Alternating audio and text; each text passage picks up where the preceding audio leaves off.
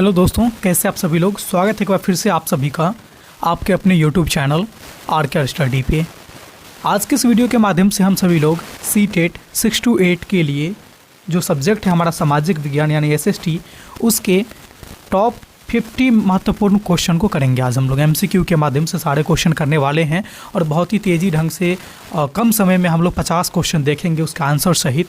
तो चलिए हम लोग वीडियो को शुरू करते हैं। जो आपके सी-टेट के एग्ज़ाम जो होने वाला है 2026 मार्च फरवरी को, उसके लिए बहुत ज़्यादा महत्वपूर्ण है और यहाँ से सेम टू सेम क्वेश्चन भी आपको एग्जाम में देखने को मिल सकते हैं। इसीलिए सारे क्वेश्चन को ध्यान से पढ़िएगा, समझिएगा और उसका आंसर देने का प्रयास करिएगा। तो चलिए वीडियो को शुरू करते हैं और सबसे पहला क्वेश्चन है हम लोग का आज के इस सेशन का कि हड़प्पा सभ्यता किस नदी के किनारे विकसित हुआ था।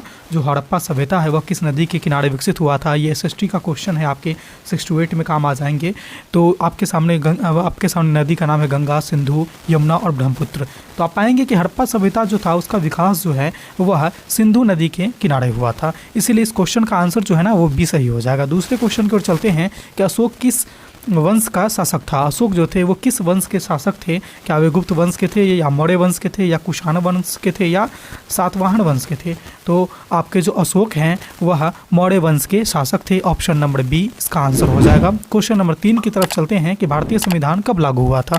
हमारा जो संविधान है भारतीय संविधान वह लागू कब हुआ था, इसके बारे में पूछा जा रहा है। बना कब था ये नहीं पूछा जा रहा है, लागू कब हुआ था।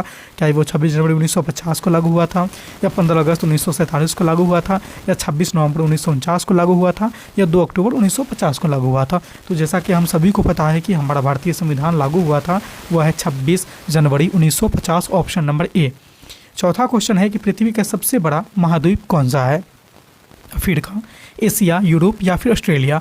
आप पाएंगे कि पृथ्वी का सबसे बड़ा महाद्वीप जो है वह है एशिया महाद्वीप। पांचवा क्वेश्चन है कि पंचायती राज की सबसे निचली इकाई क्या होती है। पंचायती राज में सबसे निचली इकाई पूछा जा रहा है, सबसे निचली इकाई पूछा जा रहा है तो वह हो जाएगा आपका पंचायत समिति, जिला परिषद, ग्राम सभा, नगर पालिका। इन चारों में जो सबसे निचली इकाई है ना पंचायती राज का वह है आपका ग्राम सभा। छठा क्वेश्चन है कि भारत की सबसे लंबी नदी कौन सी है। भारत की सबसे लंबी नदी क्या वो ब्रह्मपुत्र है या यमुना है या गंगा है या गोदावरी है। तो आप पाएंगे कि भारत की सबसे लंबी नदी जो है ना वो गंगा है। सातवां क्वेश्चन है कि अकबर के नवरत्नों में शामिल कौन थे। अकबर के नवरत्नों में शामिल कौन थे। क्या वे तुलसीदास थे या बीरबल थे या सूरदास थे या कबीर थे। जैसा कि इन चारों ऑप्शन में नाम से ही आपको पता चला होगा कि अकबर बीरबल का कहानी आपने बहुत पढ़े होंगे। इस तरह से अकबर के नवरत्नों में बीरबल शामिल थे। आठवां क्वेश्चन है कि अक्षांश रेखाओं को क्या और कहा जाता है। यानी अक्षांश रेखा को अन्य दूसरे नाम से क्या जाना जाता है। क्या वो देशांतर है या समांतर है या ध्रुव है या भूमध्य रेखा है। तो आप पाएंगे कि अक्षांश रेखा को समांतर रेखा के नाम से जाना जाता है, एक उसका अन्य नाम है। नौवां क्वेश्चन है कि भारत का सबसे बड़ा राज्य क्षेत्रफल के अनुसार कौन सा है। Option number A Maharashtra, Madhya Pradesh, Uttar Pradesh और राजस्थान। इन चारों में आपको याद रखने योग्य बात यह है कि भारत का सबसे बड़ा राज्य क्षेत्रफल की दृष्टि से राजस्थान है। ठीक है। 10वां क्वेश्चन की ओर चलेंगे कि फ्रांसीसी क्रांति कब हुई थी। फ्रांस में जो क्रांति हुई थी वह कब हुई थी, इसका ईस्वी आपसे पूछा जा रहा है। 1789 है या 1857 है या 1917 है या फिर 1947 है। तो आप पाएंगे कि फ्रांसीसी क्रांति का जो साल था वह था 1789। ठीक है, 1789। 11वां क्वेश्चन है कि संविधान का संरक्षक कौन होता है। संविधान के संरक्षक कौन होते हैं। क्या वे राष्ट्रपति हैं या प्रधानमंत्री हैं या सर्वोच्च न्यायालय है या संसद है। तो आप पाएंगे कि संविधान का संरक्षण जो करते हैं वो है आपका सर्वोच्च न्यायालय, सुप्रीम कोर्ट। ठीक है। 12वां क्वेश्चन है कि मानसून शब्द किस भाषा से लिया गया है। बहुत ही VVI क्वेश्चन है, ये आपके कई एग्जाम में कई बार देखने को मिला है कि मानसून शब्द किस भाषा से लिया गया है। हिंदी, अरबी, अंग्रेजी और फारसी, इन सब में जो मानसून लिया गया है ना वो आपके अरबी भाषा से लिया गया है। ऑप्शन नंबर 20 का राइट आंसर हो जाएगा। 13वां क्वेश्चन है कि भारत में प्रथम आम चुनाव कब हुए थे। भारत में प्रथम आम चुनाव कब हुए थे। आपके साल केवल पूछा जा रहा है। वो चारों ऑप्शन 1947, 1950, 51 से 52 या फिर 1955। तो आप पाएंगे कि भारत में जो प्रथम आम चुनाव हुए थे ना वो 1951 और 52 में हुए थे। यानी 1951 में शुरू हुए थे और 52 तक चले थे, इसीलिए 1951 और 52 दोनों यहाँ पर संयुक्त रूप से इसका सही आंसर हो जाएगा। ठीक है। 14वां क्वेश्चन है कि ताजमहल किस नदी के किनारे पर स्थित है। तो आप पाएंगे कि ताजमहल जो है वह गंगा के किनारे नहीं है, चंबल के किनारे नहीं है, सिंधु के किनारे नहीं नहीं है वह जो है यमुना नदी के किनारे स्थित है।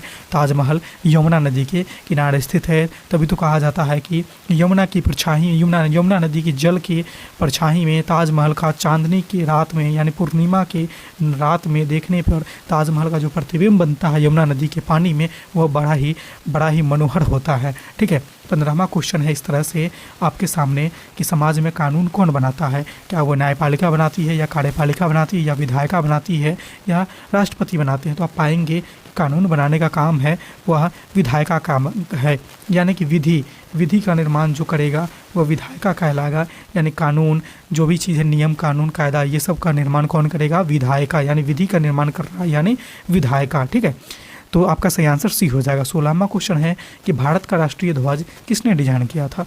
भारत का राष्ट्रीय ध्वज क्या रविंद्रनाथ टैगोर ने डिजाइन किए थे या पिंगली वेंकैया ने किया था या गांधी जी ने या नेहरू ने? तो आप पाएंगे कि रविंद्रनाथ नहीं, नेहरू जी नहीं, गांधी जी नहीं, पिंगली वेंकैया ये भारत के राष्ट्रीय ध्वज का डिजाइन किया था। 16वां क्वेश्चन का आंसर बी हो जाएगा। 17 नंबर क्वेश्चन है कि पृथ्वी अपने अक्ष पर घूमती है जिससे क्या होता है? पृथ्वी जब अपने अक्ष पे घूमेगी यानी उसका जो अक्ष है उस पर जब एक चक्कर लगाती है, एक चक्कर जब लगाएगी अपने अक्ष पे तो क्या होता है? तो एक चक्कर लगाने से दिन और रात होता है। जैसा कि हम सभी लोग जानते हैं कि 24 घंटे में पृथ्वी अपने अक्ष पे एक बार चक्कर लगाती है, इसीलिए हमारा दिन और रात मिला करके जो समय होता है वह 24 घंटे का होता है। इसीलिए आप पाएंगे कि पृथ्वी अपने अक्ष पर घूमती है, इससे क्या होता है? तो इससे दिन और रात होता है। 18वां क्वेश्चन है कि मुगल साम्राज्य की स्थापना किसने की? मुगल साम्राज्य के स्थापक जो थे वह थे आपके बाबर। अकबर नहीं थे, हुमायूं नहीं थे, औरंगजेब नहीं थे, इन सब के बाबा और परदादा ये जो थे ना बाबर वही थे इसके संस्थापक। ठीक है, 19वां सवाल है कि जनसंख्या घनत्व का अर्थ क्या है? जनसंख्या घनत्व का क्या अर्थ कुल जनसंख्या है या फिर जन्म दर है या प्रति वर्ग किलोमीटर जनसंख्या है या मृत्यु दर है? आप यहाँ पर ऑप्शन से ही समझ सकते हैं कि जनसंख्या घनत्व का मतलब है कि उसमें जनसंख्या भी होगा और एक निश्चित जगह पे लोगों की जो जनसंख्या है वही उसका घनत्व कहलाता है, यानी प्रति वर्ग किलोमीटर जो जनसंख्या है वही जनसंख्या घनत्व होता है। 20वां क्वेश्चन है कि भारत का राष्ट्रीय पशु कौन सा है?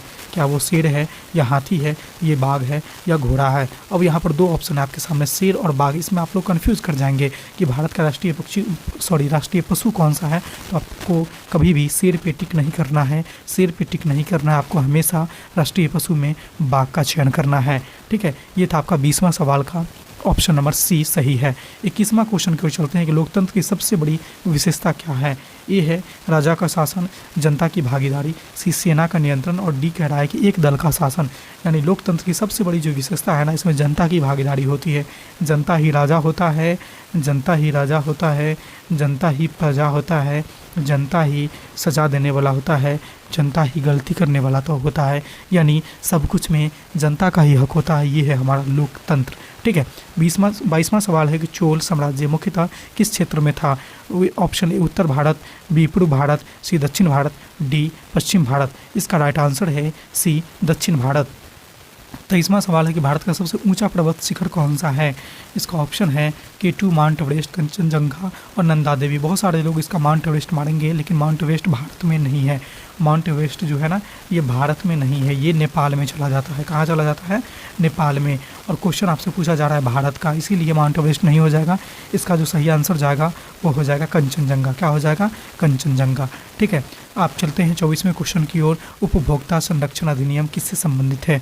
उपभोक्ता संरक्षण अधिनियम जो है किससे संबंधित है? ऑप्शन है किसान, मजदूर, उपभोक्ता, व्यापारी। आप पाएंगे इसका राइट आंसर जो है उपभोक्ता। 25वां क्वेश्चन है कि अशोक ने किस युद्ध के बाद बौद्ध धर्म अपनाया था? तो अशोक ने पाटलिपुत्रा के युद्ध के बाद अपनाया था या कलिंग के युद्ध के बाद या तक्षशिला के बाद या मगध के बाद? आप पाएंगे कि अशोक जो थे वो बौद्ध धर्म अपना दिए थे और बौद्ध धर्म का वो बहुत बड़ा प्रवर्तक भी रहे हैं। यहाँ तक कि अपने बेटा और बेटी को उन्होंने श्रीलंका जा कर के बौद्ध धर्म के प्रचार प्रसार में भेजा था। बौद्ध धर्म के प्रचार प्रसार में अपने बेटा और बेटी को श्रीलंका यानी दूसरे देश में भी हमारे बौद्ध धर्म जो बिहार की धरती से उत्पन्न हुई है इसको प्रचार के लिए भेजे थे। तो ये जो है ना कलिंग के युद्ध के बाद उन्होंने बौद्ध धर्म को अपनाया था। Option number B. 26वां क्वेश्चन है कि भारत का सबसे बड़ा रेगिस्तान कौन सा है? भारत का सबसे बड़ा रेगिस्तान का नाम गोबी, सहारा, थार या फिर अटाकामा हो जाएगा। इसका राइट आंसर है थार। भारत का सबसे बड़ा रेगिस्तान जो है ना थार है। और ये जो थार रेगिस्तान है वो कहाँ है? तो भारत के राजस्थान में है। भारत के राजस्थान में है। ठीक है, 27वां क्वेश्चन की ओर चलते हैं कि मौलिक अधिकार कितने हैं। मौलिक अधिकार कितने हैं, तो मौलिक अधिकार की संख्या हमारे पास 6 है, जो भारत के संविधान में उल्लेखित है। भारत के संविधान में क्या है, उल्लेखित है। कितने हैं मौलिक अधिकार, तो मौलिक अधिकार की संख्या 6 हैं। 28वां क्वेश्चन है कि भारत छोड़ो आंदोलन कब शुरू हुआ था, तो आप सभी को पता है कि 1942 में भारत छोड़ो आंदोलन का शुरुआत किया गया था, यानी 28वां क्वेश्चन का आंसर सी हो जाएगा। 29, भूमध्य रेखा पृथ्वी को कितने भागों में बांटती है। भूमध्य रेखा जो है पृथ्वी को 2 भागों में बांटती है, यानी हमारा जो पृथ्वी है कुछ इस तरह से है और भूमध्य रेखा ऐसे ऐसे जाती है, ऐसे। इससे पृथ्वी कितने भाग में बट गई, इससे पृथ्वी 2 भाग में बट गई। अगर इसको आप 1 बांधते हैं तो ये 2 हो जाएगा, यानी आप कुल मिलाकर के देखेंगे तो पृथ्वी 2 भागों में बट गई और बांटने वाला कौन है, तो भूमध्य रेखा है। इस तरह से 29 नंबर क्वेश्चन का आंसर बी हो जाएगा। ग्राम पंचायत का मुखिया कौन होता है। ग्राम पंचायत का मुखिया कौन होता है, सचिव, प्रधान, सरपंच, पटवारी, कलेक्टर। तो पाएंगे कि प्रधान, यानी कि आप लोगों ने बहुत बार सुना होगा कि गांव के प्रधान, गांव के प्रधान, गांव के प्रधान यानी गांव के मुखिया, गांव के मुखिया यानी गांव का मालिक, पंचायत का मालिक। ठीक है, तो 30 का आंसर क्या हो जाएगा, तो इसका आंसर बी। और 31 नंबर क्वेश्चन है कि असहयोग आंदोलन किसने शुरू किया था। सुभाष चंद्र बोस ने या भगत सिंह ने या महात्मा गांधी ने या नेहरू ने। तो असहयोग आंदोलन जो हुआ था इसकी शुरुआत महात्मा गांधी जी ने किए थे, option number C. 32 number question है कि आत्मसम्मान का विकास मुख्यतः होता है। कौन से ऑप्शन में मत होता है, ये आपके CDP का क्वेश्चन यहाँ पे लग गया है, ये आपके SST का नहीं है, ये आपके CDP का क्वेश्चन लग गया है। जो SST सेक्शन में ही आपके जो 15 नंबर का पेडागोजी होता है ना, वहाँ से ये क्वेश्चन लग गया है। तो 32 नंबर क्वेश्चन का ऑप्शन जो हो जाएगा इसका सही, आत्मसम्मान का विकास जो है ना वो किशोरावस्था में होता है। 33 नंबर क्वेश्चन की ओर चलते हैं, जो आपके SST का है कि भारत का राष्ट्रीय फूल कौन सा है, गुलाब, कमल, चमेली, सूरजमुखी। तो भारत का राष्ट्रीय फूल जो है वह कमल है। 33 नंबर क्वेश्चन कि संसद के कितने सदन होते हैं। संसद के कितने सदन होते हैं, 1, 2, 3, 4 में। तो आप पाएंगे कि संसद के 2 सदन होते हैं, उच्च सदन और एक होता है निम्न सदन, निम्न सदन। तो संसद के 2 सदन होते हैं। 34 नंबर क्वेश्चन के लौह युग के औजार किस धातु के बने होते थे। तो लौह युग के औजार जो है ना वो लोहा के बने होते थे। 35 नंबर क्वेश्चन कि भारत का सबसे अधिक जनसंख्या वाला राज्य कौन है। भारत का सबसे अधिक जनसंख्या वाला राज्य कौन है, तो आप पाएंगे कि उत्तर प्रदेश। आपने कुछ देर पहले पढ़ा था कि भारत का सबसे बड़ा राज्य क्षेत्रफल की दृष्टि से, सबसे बड़ा राज्य क्षेत्रफल की दृष्टि से वो था आपका राजस्थान, और सबसे अधिक जनसंख्या वाला जो राज्य है वो है आपका उत्तर प्रदेश। दोनों को ध्यान रखिएगा। 36 नंबर क्वेश्चन है कि न्यायपालिका का प्रमुख कौन होता है, राष्ट्रपति, प्रधानमंत्री, मुख्य न्यायाधीश या फिर राज्यपाल। तो न्यायपालिका का प्रमुख जो होता है ना वो मुख्य न्यायाधीश होता है। 37वां क्वेश्चन कि सागर से दूरी के कारण बनने वाली जलवायु क्या कहलाती है। सागर से दूरी के कारण बनने वाली जलवायु जो है समुद्री, महाद्वीपीय, मानसूनी या ध्रुवीय क्या कहलाती है। इन सबों में से जो सही आंसर हो जाएगा ना वह महाद्वीपीय कहलाती है। 38 नंबर क्वेश्चन के वेद किस भाषा में लिखे गए थे। तो वेद जो लिखा गया है वो आपका संस्कृत भाषा में लिखा गया है। जो चारों वेद है ना, सामवेद, यजुर्वेद, अथर्ववेद और ऋग्वेद, ये सारे के सारे जो है ना संस्कृत भाषा में लिखे गए हैं। ठीक है, आपके 39वां क्वेश्चन है कि मताधिकार की न्यूनतम आयु कितनी होती है। तो भारत में मताधिकार की न्यूनतम आयु जो है वह है आपके 18 वर्ष। कितने हैं, वो है आपके 18 वर्ष। 40वां क्वेश्चन है कि भारत का राष्ट्रीय पक्षी कौन है। तो भारत का राष्ट्रीय पक्षी जो है वो है आपका पीकॉक यानी मोर। भारत का राष्ट्रीय पक्षी कौन सा है, मोर। 41वां क्वेश्चन है कि हरित क्रांति का संबंध किससे है। हरित क्रांति का संबंध उद्योग, शिक्षा, कृषि और परिवहन। आप यहाँ पर देखिएगा हरित यानी हरा, और हरा क्या होता है, तो हरा होता है पेड़ पौधा। और पेड़ पौधा का उपयोग किस में किया जाता है, उद्योग में तो नहीं, शिक्षा में तो नहीं, परिवहन में तो नहीं, वो है कृषि। यानी हरित क्रांति का जो संबंध है ना वो हमारे कृषि से है। 42 नंबर क्वेश्चन है समुद्र की गहराई मापने का यंत्र क्या है। ये बहुत ही महत्वपूर्ण क्वेश्चन है। ये आपके SST सेक्शन में भी देखने को मिल जाएगा। ये GS का क्वेश्चन है। ठीक है, GS का यानी साइंस का है। ठीक है, तो समुद्र की गहराई मापने का यंत्र जो है वो है आपके सामने बैरोमीटर, थर्मामीटर, सोनार, रेन गेज। इसका सही आंसर हो जाएगा सोनार। ठीक है, क्या हो जाएगा, सोनार। 43 क्वेश्चन है कि दिल्ली सल्तनत का पहला शासक कौन था। आज अलाउद्दीन खिलजी था या कुतुबुद्दीन ऐबक था या बलबन था या इल्तुतमिश था। इसका सही आंसर जो है दिल्ली सल्तनत का पहला शासक वह था कुतुबुद्दीन ऐबक था। 44वां क्वेश्चन की संविधान की प्रस्तावना किसने शुरू की थी। संविधान की प्रस्तावना भारत सरकार शुरू की थी या हम भारत के लोग शुरू किए थे या संसद शुरू की थी या राष्ट्रपति शुरू किए थे। तो संविधान की प्रस्तावना जो है वह हम भारत के लोग से शुरू होती है। ठीक है। 45वां क्वेश्चन है कि भारत का सबसे लंबा राष्ट्रीय राजमार्ग कौन है।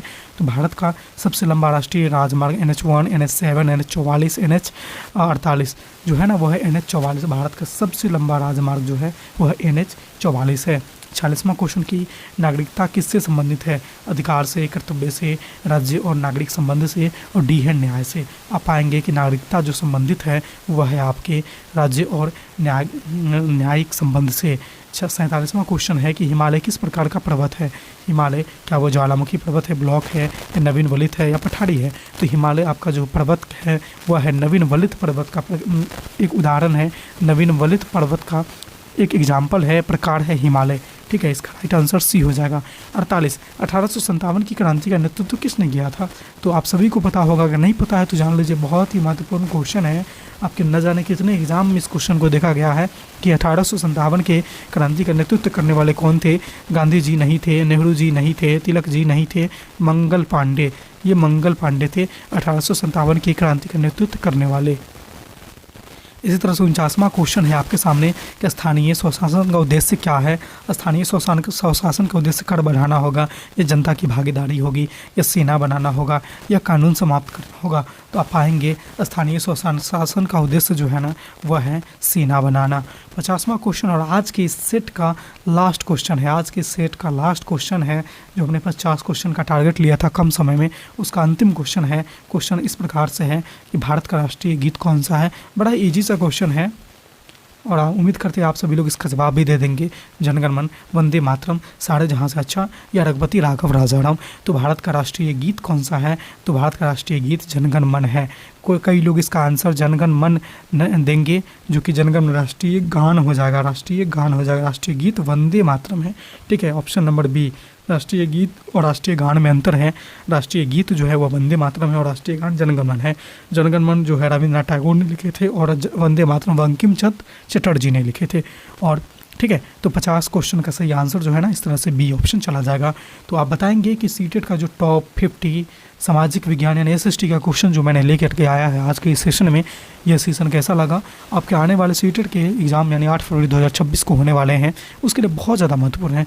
जितने सारे क्वेश्चन है ना, सारे क्वेश्चन को यहाँ से याद ही कर लीजिएगा, एक तरह से रट्टा मार लीजिएगा, इसमें से क्वेश्चन बनेंगे ही बनेंगे। ठीक है, तो बताइएगा ये वीडियो कैसी लगी, ये वीडियो कितनी उपयोगी है आपके लिए, क्या ये उपयोगी है, समझ में आया नहीं समझ में आया, आप हमें कमेंट के माध्यम से ज़रूर हमें बताइएगा।